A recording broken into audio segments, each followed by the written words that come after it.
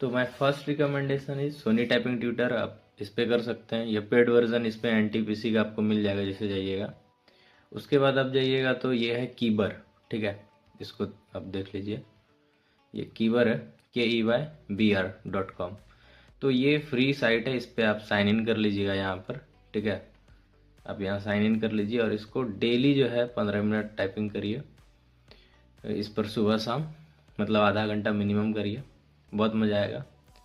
फिर है JR typing tutor, ये पेड वर्जन वाला है, तो आप इसको भी खरीद कर सकते हैं, इसका भी अच्छा है। फिर है एक टाइप रेसर, ठीक है, ये भी बहुत अच्छा है, फ्री सोर्स है। टाइप रेसर बहुत अच्छा रहेगा। एक है टाइपिंग बाबा, आप टाइपिंग बाबा पर फ्री में कर सकते हैं।